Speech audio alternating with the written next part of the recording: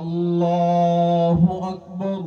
তাকবীরের সাথে সাথে ঈদুল ফিতরের নামাজ আদায়ে দাঁড়িয়ে গেলেন প্রায় ১৩,০০০ মুসল্লি। ইমামতি করছেন শায়েখ আহমদুল্লাহ। আসসালামু আলাইকুম ওয়া রাহমাতুল্লাহ। বাড্ডা সাঁতারকুলে আসসুন্নাহ মাদ্রাসা কমপ্লেক্সের মাঠে দূর দূরান্ত থেকে এসব মুসল্লি নামাজ আদায়ে অংশগ্রহণ করেন। সেখানে নারীদের জন্য আলাদা ব্যবস্থা করা হয়।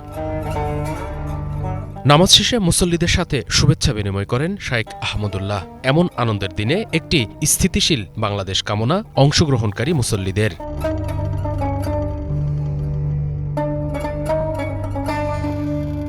প্রত্যাশা থাকবে সবাই যাতে সুখে শান্তিতে থাকে, ঐক্যের ভিত্তিতে থাকে, এটাই চাওয়া। নতুন বাংলাদেশে এটাই চাওয়া, সবাই যাতে সুখে শান্তিতে থাকতে। খোলা ময়দানের নিচে ঈদগাহের মধ্যে ঈদের জামাত পড়তে খুব ভালো লেগেছে।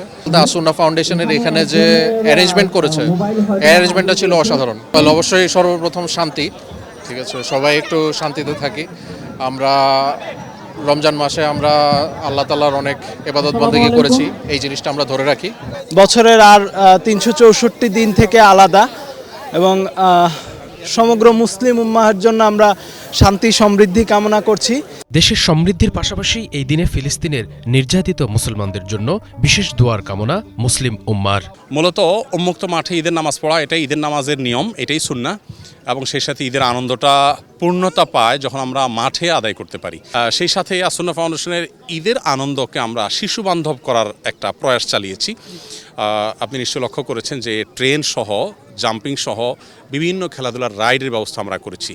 আজকের দিনের বাংলাদেশের জন্য প্রত্যাশা হলো যে আমাদের এই দেশটি আজকের দিনটাতে যেরকম আমরা সবাই উৎসব মুখর আনন্দিত আছি, আল্লাহ আমাদের সারা বছর এরকম আনন্দিত রাখুন, এই দেশটাকে ভালো রাখুন, নিরাপদ রাখুন। স্পেশালি আমরা দোয়া করি ফিলিস্তিনের মাজলুম মানুষগুলোর জন্য, যারা অসহায় হয়ে আছে, যারা ঈদের আনন্দের জায়গা তারা শোকে এখন মুহ্যমান।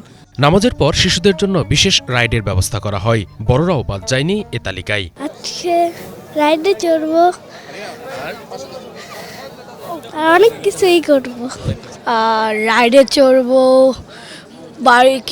কিছুক্ষণ পর আমার বাড়িতে যাব, সবার সাথে খেলবো, চকলেট খাবো, বাসায় যাব, খেলবো, ঈদ করবো, খাবো, ঈদ করবো। মুসল্লিদের সেবার জন্য অস্থায়ী হেলথ ক্যাম্পের ব্যবস্থা করে আসসুন্নাহ ফাউন্ডেশন। শুভ ইসলাম, বাংলা ভিশন, ঢাকা।